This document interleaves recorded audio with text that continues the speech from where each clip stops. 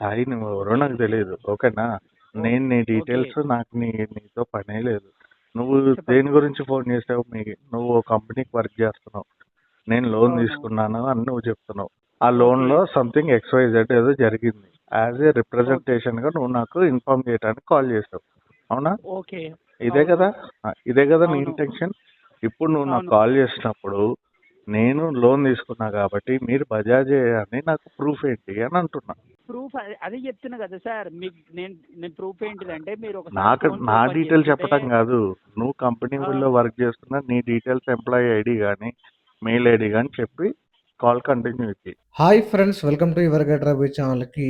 Recovery ఏజెంట్లు home visiting చేసినప్పుడు వాళ్ళు ఏ డాక్యుమెంట్లు క్యారీ చేయనో ప్రీవియస్గా ఒక లాంగ్ వీడియో చేశాను. సో మీలో ఇంకా ఎవరైనా వీడియో చూడకపోతే ఛానల్ ప్లేలిస్ట్లో వీడియో ఉంది, వెళ్ళి చూడండి. సో వీడియో చివరి వరకు వినండి, చాలా ఇన్ఫర్మేటివ్గా ఉంటుంది. వీడియో నచ్చితే డెఫినెట్గా లైక్ చేయడం మర్చిపోకండి. సార్ బజాజ్లో పర్సనల్ లోన్ తీసుకున్నారు కదా సార్. మీ పేరేంటండి? ఓకే, మీరు బజాజ్ బీహాఫా అంటే ఏజెన్సీ నుంచా రోల్స్ ఆఫ్ ఎంప్లాయా? నేను అంటే బజాజ్ మెయిన్ బ్రాంచ్ నుంచి మాట్లాడుతున్నాను sir.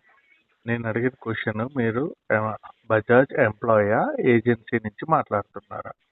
Employee sir, Bajaj employee. Bajaj employee. మీ మెయిల్ ఐడి చెప్తారా? మెయిల్ ఐడా? ఆ, మా మెయిల్ ఐడి దీనికి సార్ అర్థం కాలేదు. మీ మెయిల్ ఐడి చెప్తారా అని అన్నాను. మీకు నేను వివరాలు చెప్పాలా వద్దా? వివరాలు చెప్పాలంటే నాకు అంటే మీరు పేమెంట్ పర్సనల్ లోన్ ఈఎంఐ ఉంది కదా. అదే దాని గురించి నేను డీటెయిల్ చెప్తాను. అసలు మీరు బజాజ్ నుంచి చేస్తున్నారా లేదా అని నేను కన్ఫర్మ్ చేసుకోవాలి కదా. థర్డ్ పార్టీ నుంచి చేస్తే నేను కరెక్ట్ కాదు కదా, అందుకని. అంటే మీరు ఏమనుకుంటున్నారా? అంటే మేము ఏమైనా ఫ్రాడ్ కాల్స్ చేస్తున్నామని అనుకుంటున్నారా సార్? ఎస్. హలో, అవును. ఫ్రాడ్ కాల్ ఎట్లా అనుకుంటారు సార్? నేను చెప్తా అంటున్నా కదా మీకు. బజాజ్లో మీ యొక్క ఫోన్పే అయినా సరే, గూగుల్ పే అయినా సరే, బజాజ్ యాప్ అయినా సరే, మీరు దాంట్లో చూసుకుంటే మీకు డీటెయిల్స్ చెప్తాను. ఫస్ట్ మీ యొక్క డీటెయిల్స్ కన్ఫర్మేషన్ చేసుకున్న తర్వాత మీకు అక్కడ పేరు వచ్చి మీరు పర్సనల్ లోన్ తీసుకొని మీకు అక్కడ ఈఎంఐ కనబడుతుంది. మీరు అక్కడే చేసుకోవాలి తప్ప మేము మా ఫోన్ నెంబర్లకు కొట్టమని చెప్పాము సార్. ఫ్రాడ్ కాల్ అన్నట్టు మాట్లాడుతున్నారు. మరి మీరు ఎంప్లాయీ కదా, జీతం తీసుకుంటున్నారు కదా, మరి మీరు మీ మెయిల్ ఐడి చెప్పడానికి మీకేంటి ప్రాబ్లం? మా మెయిల్ ఐడి చెప్పడం వల్ల ఏంటి అసలు? మా మెయిల్ ఐడి చెప్పడం వల్ల ఏమొస్తుంది అది చెప్పండి. యాజ్ ఏ ఎంప్లాయీ నేను యాక్చువల్గా ఎంప్లాయీ ఐడి అడగాలి. నేను నిర్ధారించుకోవాలి కదా. మీరు బజాజ్ అన్నారు, బజాజ్ ఎంప్లాయీ అవునా కాదా అని నాకు ఎలా తెలుస్తుంది ఓవర్ ద ఫోన్? మీరు మెయిల్ ఐడి చెప్తేనే కదా, లేకపోతే మీ ఎంప్లాయీ ఐడి చెప్తేనే కదా. మీరు నా డీటెయిల్ చెప్పటం, అయ్యో మీరు నా డీటెయిల్ చెప్పటం పెద్ద ఇప్పుడున్న ఏ జనరేషన్లో అదేం పెద్ద ఇది కాదు. అయినా మీకేంటి ప్రాబ్లం? మీ డీటెయిల్స్, మీ కంపెనీ డీటెయిల్స్ మీరు ఎంప్లాయీ చెప్పడానికి మీకేంటి ప్రాబ్లం? మాకేం మీ ప్రాబ్లం ఏం లేదు. మరి చెప్పండి కదా, మీ మెయిల్ ఐడి చెప్పండి. ఈమెయిల్ అడుగుతున్నారు సార్. నీ పర్సనల్ ఈమెయిల్ ఐడి ఇవ్వడానికి ఇవ్వలేదు. నేను మీ పర్సనల్ నీ పేరేంటనో సాయి నువ్వెవరో నాకు తెలియదు. ఓకేనా? నేను నీ డీటెయిల్స్ నాకు నీతో పనే లేదు. నువ్వు దేని గురించి ఫోన్ చేసావు? నువ్వు కంపెనీకి వర్క్ చేస్తున్నావు. నేను లోన్ తీసుకున్నాను అని నువ్వు చెప్తున్నావు. ఆ లోన్లో సంథింగ్ XYZ ఏదో జరిగింది. యాజ్ ఏ రిప్రజెంటేషన్గా నువ్వు నాకు ఇన్ఫార్మ్ చేయడానికి కాల్ చేసావు. అవునా? ఓకే.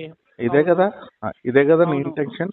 ఇప్పుడు నువ్వు నాకు కాల్ చేసినప్పుడు నేను లోన్ తీసుకున్నా కాబట్టి మీరు బజాజే అని నాకు ప్రూఫ్ ఏంటి అని అంటున్నా. ఆ ప్రూఫ్ గురించి మీకు డీటెయిల్స్ చెప్తాను సార్. మీరు ఆ ప్రూఫ్ నాకు డీటెయిల్స్ వద్దు. నువ్వు ఎంప్లాయీ అని నాకు ప్రూఫ్ ఏంటి? ప్రూఫ్ అదే చెప్తున్నా కదా సార్. మీకు నేను ప్రూఫ్ ఏంటిదంటే మీరు నా డీటెయిల్ చెప్పడం కాదు. నువ్వు కంపెనీలో వర్క్ చేస్తున్నా నీ డీటెయిల్స్ ఎంప్లాయీ ఐడి కానీ మెయిల్ ఐడి కానీ చెప్పి కాల్ కంటిన్యూ చేయి. ఒక్క నిమిషం లైన్ లో ఉండండి. ఓకే, మీరు అక్కడ డీటెయిల్స్ అంటే చూసుకోండి సార్. ఫోన్పేలో మీ ఫోన్పే అయినా కానీ బజాజ్ యాప్లో అయినా చూసుకొని పేమెంట్ అంటే చేసుకోండి. మా యొక్క డీటెయిల్స్ అడిగారు కదా మీరు. మా యొక్క డీటెయిల్స్ అంటే నేను కాల్ రికార్డెడ్ లైన్లో ఉన్నా కదా. Okay. Hello, call recorded line call రికార్డులో ఉంది కదా సార్. ఎట్లయినా మీ దగ్గర ఉంటుంది రికార్డు. మీరు మీ ముక్క ఏంటి అని అంటే మీరు అంతా దాచుకొని అది ఇది అని డైవర్ట్ చేస్తున్నారు. నాకు అడిగిన క్వశ్చన్కి మీరు ఆన్సర్ ఇవ్వకపోతే నేను కాల్ అటెండ్ చేయను. ఓకేనా సార్? నేను ఇప్పుడు ఏమంటున్నానంటే నువ్వు ఏమైనా కానీ నువ్వు నీ డీటెయిల్స్ నాకు ఇవ్వండి. దాంట్లో చూసుకోండి మీరు. నేను కడతానో కట్టనో నా సెకండరీ స్థాయి. నాకు నువ్వు ఫ్రమ్ బజాజ్ అని చెప్పి నీ మెయిల్ ఐడి చెప్పు. నేను కాల్ కంటిన్యూ చేస్తా. మా మెయిల్ ఐడి చెప్పడానికి ఉండదు సార్. మీరు అడగడం ఎలా అడుగుతున్నారు తెలుసా? అంటే ఫ్రాడ్ కాల్ అని చెప్పి మాట్లాడుతున్నారు తప్ప మేము ఇంతగానం డీటెయిల్స్ ఇచ్చిన తర్వాత కూడా మీకు అంటే మీరు అర్థం చేసుకోలేకపోతున్నారు. ఫస్ట్ ఆఫ్ ఆల్ ఒక్క నిమిషం, నేను అర్థం చేసుకోవటం కాదు. నేను లోన్ తీసుకున్నప్పుడు ఓకే క్లియర్గా ఆర్బీఐ గైడ్ లైన్స్ చెప్పింది నాకు. మీకు ఎవరైనా ఫోన్ చేస్తే వాళ్ళు ఆథరైజ్డ్ పర్సన్ అవునా కాదా తెలుసుకోమని చెప్పింది. మీకు కూడా డిఆర్ఏ ట్రైనింగ్లో చెప్పింది కదా, నువ్వు డిఆర్ఏ చేసావు కదా, నీ వివరాలు చెప్పాలి కదా. థ్యాంక్ యూ సార్, మీ నేమ్ కన్ఫర్మ్ చేసుకున్నందుకు. మేము బిహావ్ బై ఎస్బీఐ కార్డ్ నుంచి కాల్ చేస్తున్నాం sir. Behalf by SBI credit card sir. ఏంది? Behalf by of SBI credit card sir. అర్థం కాలే. ఎస్బీఐ క్రెడిట్ కార్డ్ నుంచి కాల్ చేస్తున్నాం సార్. క్రెడిట్ కార్డ్ నుంచా? అవును సార్. రైట్, ఎస్బీఐ కించా? SBI credit card sir. మీరు ఎస్బీఐ కించా? సార్ మీరు ఎస్బీఐ కించా? సార్ అర్థం కాలేదు సార్. మీరు ఎస్బీఐ కించా? SBI sir. Hello sir, respond అవ్వండి సార్. చెప్పండి చెప్పండి. ఎస్బీఐ క్రెడిట్ కార్డ్ నుంచి కాల్ చేస్తున్నాం సార్. మీరు ఎస్బీఐనా? అవును సార్, ఎస్బీఐ సార్. లేకపోతే ఎస్బీఐ తరపున? ఎస్బీఐ రికవరీ తరపున సార్. మాకు అట్లా అయిపోవచ్చు కదా.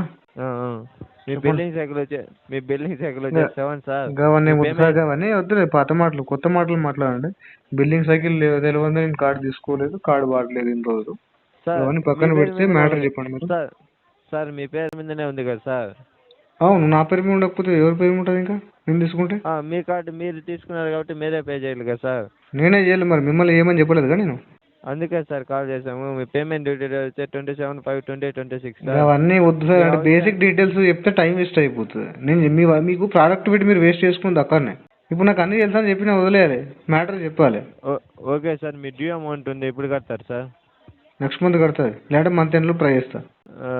మీ డ్యూ అమౌంట్ వచ్చేసి 9,046 రూపీస్ 97 పైసా. అవన్నీ వద్దు సార్, అంటే మళ్ళీ నాకు ఈ మంత్ ఎండ్ కానీ నెక్స్ట్ మంత్ అవుతుంది సార్. లాస్ట్ మంత్ అమౌంట్ అన్న పెండింగ్ ఉంది, ఇప్పుడు క్లియర్ చేసుకోండి సార్. లైన్లో ఉంటాను.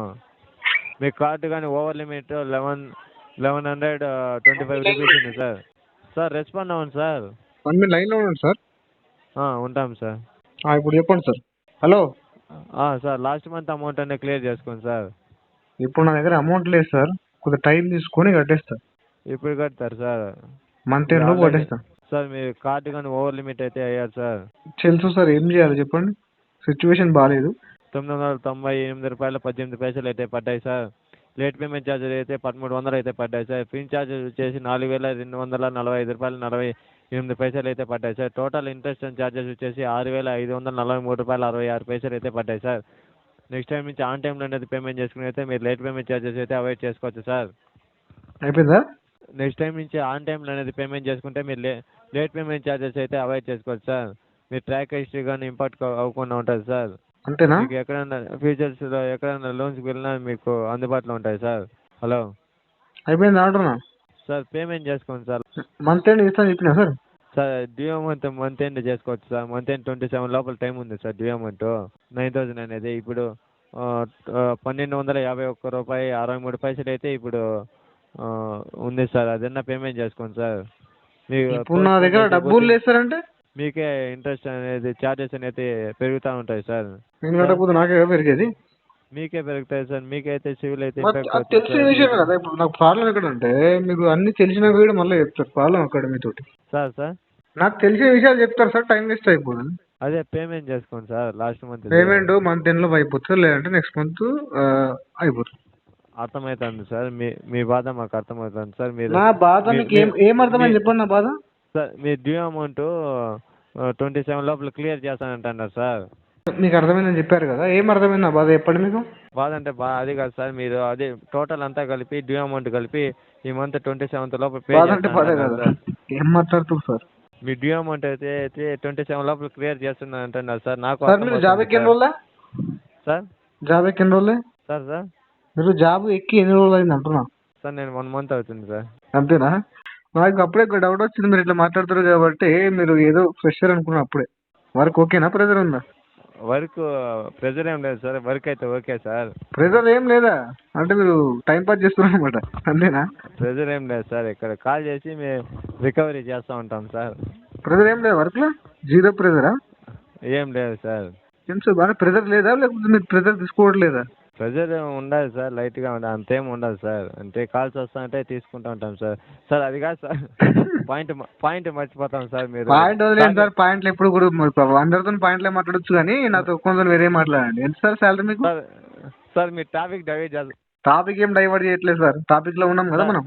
శాలరీ ఎంత మీకు? సార్. ఇవన్నీ ప్రొఫెషనల్ కాదు సార్, రికార్డ్ అవుతుంది ఊరుకోండి సార్, మనలో మన ప్రొఫెషనల్ చెప్పండి సార్. నేను చెప్పకూడదు సార్ అవన్నీ. ఊరుకోండి సార్, 1 month అయింది నాకు తెలియదు అని చెప్పండి. ఎవరైనా అడిగితే కొత్త జాయిన్ అయినా నాకేం తెలుసు రూల్స్ అని చెప్పండి. సారీ సార్, నేను నీకు చెప్పాలనే ఉంది సార్, కానీ చెప్పకూడదు సార్. నన్ను జాబ్లో నుంచి తీసేస్తారు సార్. ఊరుకోండి సార్, మిమ్మల్ని ఎవరు సార్ జాబ్ కింద తీసేది? కొంతమంది కస్టమర్లకి రికవర్ ఏజెంట్లు హోమ్ విజిటింగ్ చేసినప్పుడు వాళ్ళకు మీరు ఏ డాక్యుమెంట్లు అడగవచ్చో ఒక లాంగ్ వీడియో చేశాను ప్రీవియస్గా, అది ఛానల్ ప్లేలిస్ట్లో ఉంది. మీలో ఎవరైనా ఇంకా చూడకపోతే వెళ్ళి చూడండి. హోమ్ విజిటింగ్ రిలేటెడ్ అన్ని డౌట్స్ మీకు క్లియర్ అవుతాయి. మనీ ఉంటే పే చేయండి. సో పే చేయడానికి ట్రై చేయండి. కావాల్సిన మొత్తం లోన్ డిఫాల్ట్ చేయకండి. వీడియో నచ్చితే లైక్ చేయండి ఫ్రెండ్స్. మరిన్ని ఇలాంటి వీడియోస్ కోసం నా యొక్క ఛానల్ సబ్స్క్రైబ్ చేసుకోండి. Thank you.